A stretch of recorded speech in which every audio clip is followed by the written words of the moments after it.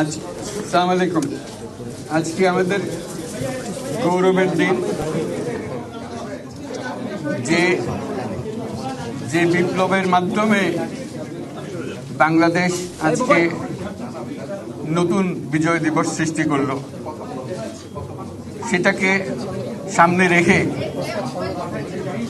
এবং আরো মজবুত করে আমাদেরকে সামনে এগিয়ে যেতে হবে। যারা এটা সম্ভব করেছে, যে তরুণ সমাজ,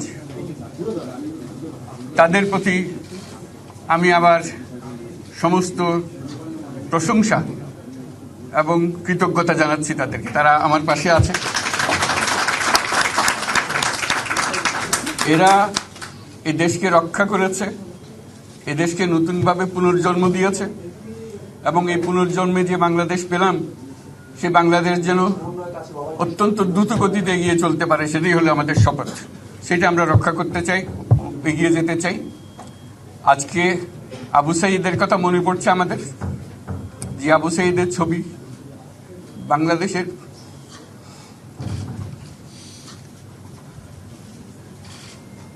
প্রতিটি মানুষের মনে গেঁথে আছে। এটা কেউ ভুলতে পারবে না। কি অবিশ্বাস্য একটা সাহসী যুবক, বন্দুকের সামনে দাঁড়িয়ে আছে এবং তারপরে থেকে কোনো যুবক, কোনো যুবতী আর হার মানে নাই, সামনে গিয়ে আছে এবং বলছি যত গুলি মারো, মারতে পারো, আমরা আছি। তো যার কারণে এটা সারা বাংলাদেশ জুড়ে এই আন্দোলন ছড়িয়ে গেছে এবং যার কারণে বাংলাদেশ এই দ্বিতীয়বার স্বাধীনতা অর্জন করলো। এই স্বাধীনতাটা আমাদেরকে রক্ষা করতেই হবে। শুধু রক্ষা করা নয়, এই স্বাধীনতার সুফল প্রতিটি মানুষের ঘরে পৌঁছাতে হবে। তা না হলে এই স্বাধীনতার কোনো দাম নেই।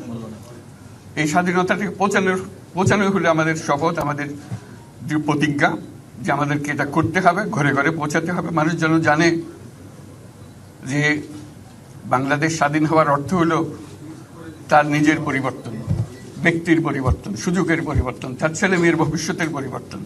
এটা যেন প্রত্যেকে বুঝে নেয় এবং আজকের তরুণ সমাজকে বোঝানো যে এই দেশ এটা তোমাদের হাতে, তোমরা এটাকে তোমাদের মনের মতো করে গড়ে তুলবে। তোমরা যেভাবে স্বাধীন করতে পেরেছো, তোমরা এটাকে তোমাদের মনের মতো করে গড়তেও পারবে এবং তোমাদের দেখে সারা দুনিয়া শিখবে কিভাবে একটা দেশ, একটা তরুণ সমাজ গ্রহণ করতে পারে এবং তাকে পাল্টে ফেলতে পারে। তাদেরকে আমি বারে বারে এমনি উপদেশ দিই যে পুরনোদের বাদ দাও, তাদের এই পুরনো চিন্তা দিয়ে এটার মুক্তি আমাদের হবে না করি। সারা দুনিয়ার মধ্যে এটা হবে না। এটা শুধু বাংলাদেশের কথা না, সারা দুনিয়াকে জুড়ে কথা বলছি। তোমাদের মধ্যে যে শক্তি আছে, যে ক্রিয়েটিভিটি আছে, সৃজনশীলতা আছে, সেই সৃজনশীলতাকেও কাজে লাগাতে হবে। এটা শুধু বই খাতাতে লেখার জিনিস না, এটাকে প্রকাশ করার জিনিস, স্থাপন করার জিনিস, সেটা করা। এটা আমরা এই আজকে আমাদের পুরো কাজটা হলো, দায়িত্বটা হলো, তারা যেটা অর্জন করে নিয়ে এসছে, এখন তাদেরকে দিয়ে এটাকে করিয়ে দেওয়া, আমাদের সমস্ত কাঠামোগুলো পরিষ্কার করে দেওয়া। সরকার বলে একটা জিনিস আছে, কিন্তু মানুষের কোনো আস্থা নেই।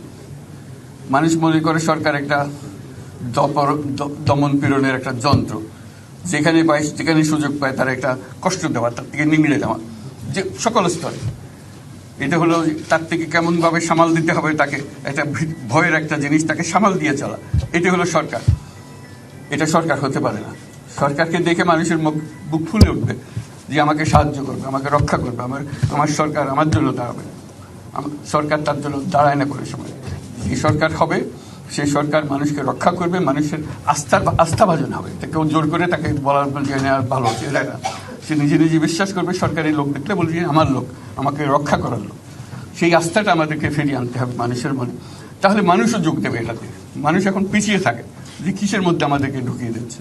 আমরা যেন জানতে পারি যে এইটা আমরা সবাই মিলে আমরা অগ্রসর হতে পারি। একটা বড়, সারা বাংলাদেশ একটা বড় পরিবার। এই পরিবার আমরা একসঙ্গে চলতে চাই এবং আমাদের মধ্যে দ্বিধা দ্বন্দ্ব যা কিছু সরিয়ে ফেলতে চাই।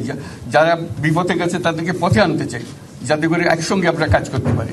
এর মধ্যে আমরা শুনলাম, আসার পথে শুনে আসছি যে এখানে আইন শৃঙ্খলার ব্যাঘাত হচ্ছে, মানুষকে আক্রমণ করছে, ঘরবাড়ি জ্বালিয়ে দিচ্ছে, সম্পদ জ্বালিয়ে নষ্ট করছে, চুরি করছে, দিয়ে যাচ্ছে, অফিস আদালতে আক্রমণ করছে, সংখ্যালঘুদের উপর আক্রমণ করছে, হিন্দু, বৌদ্ধ, খ্রিস্টান আহমদিয়া সবার উপর আক্রমণ করছে। এগুলো হলো ষড়যন্ত্রের অংশ, এগুলো আমাদের বিষয় না। আমাদের কাজ হলো এটাকে রক্ষা করা, সবাইকে রক্ষা করা, এটাকে প্রতিটি মানুষ আমাদের ভাই, আমাদের বোন, তাদেরকে রক্ষা করা এবং আমাদের একটা শৃঙ্খলা ফিরিয়ে আসা। বিশৃঙ্খলা, সহিংসতা এগুলো হলো অগ্রগতির বড় শত্রু। আমাদের যে যাত্রা শুরু হলো সেই যাত্রার শত্রু, কাজে এই শত্রুকে যাতে রোধ করা যায়, তাদেরকে বুঝিয়ে শুনিয়ে হোক, তাদেরকে আইন শৃঙ্খলার হাতে দিয়ে হোক, এটা বোঝাতে হবে। তাকে মেরে পেটে এটা ঠিক না, আইন শৃঙ্খলা নিজের হাতে ঠিক না। তাকে আমাদের আইন শৃঙ্খলা বাহিনী এমন হতে হবে, তাদের হাতে সুপর্দ করলে আমরা নিশ্চিন্ত থাকবে তার একটা বিহিত হবে। এমনগুলো আমরা হাতে দিয়ে দিলাম, 2 টাকা নিয়ে আবার ছেড়ে দিল, এটা যেন আবার না হয়। তো আমাদের সেই আস্থাটা আমাদেরকে আনতে হবে। কাজে আইন শৃঙ্খলা যখন আমাদের প্রথম কাজ, এই আইন শৃঙ্খলা ঠিক না হওয়া পর্যন্ত এটা আমরা অগ্রসর করার জন্য পদক্ষেপ নিতে পারবো না। আপনারা আমার উপরে আস্থা রেখে আমাকে জানিয়েছে, ছাত্ররা আমাকে আহ্বান দিয়েছে, সেটাতে আমি সাড়া দিয়েছি। দেশবাসীর কাছে আমার আবেদন, আপনারা যদি আমার উপরে বিশ্বাস রাখেন, আমার উপরে ভরসা রাখেন, তাহলে নিশ্চিত করেন যে দেশে কোনো জায়গায় কারো উপরে হামলা হবে না। এটা আমাদের প্রথম দায়িত্ব। এটা যদি আমি করতে না পারি, এটা আমার কথা যদি না শোনেন আপনারা, তাহলে আমার প্রয়োজন এখানে নাই। আমাকে বিদায় দেন, আমি আমার কাজে থাকি, সেখানে আমি ব্যস্ত থাকি। যদি আমাকে প্রয়োজন মনে করেন, তাহলে আমাকে প্রয়োজন মনে করলে আপনাদেরকে দেখাতে হবে যে আমার কথা আপনারা শোনেন। আমার কথা না শুনলে আমার কোনো প্রয়োজন নাই। আমার প্রথম কথা হলো, আপনারা বিশৃঙ্খলা থেকে দেশকে রক্ষা করেন, আপনারা সহিংসতা থেকে দেশকে রক্ষা করেন, যাতে আমরা যা আমাদের ছাত্ররা আমাদেরকে পথ দেখায়, সেই পথে আমরা এগিয়ে যেতে পারি। এটা একটা খুব সুন্দর দেশ হতে পারে, বাংলাদেশ একটা খুব সুন্দর দেশের সম্ভাবনাময় দেশ। কাজে এই সম্ভাবনাগুলোকে আমরা নষ্ট করে দিয়েছি। এখন আবার সেই বীজতলা আবার তৈরি করতে হবে, আবার আমাদেরকে জেগে উঠতে হবে।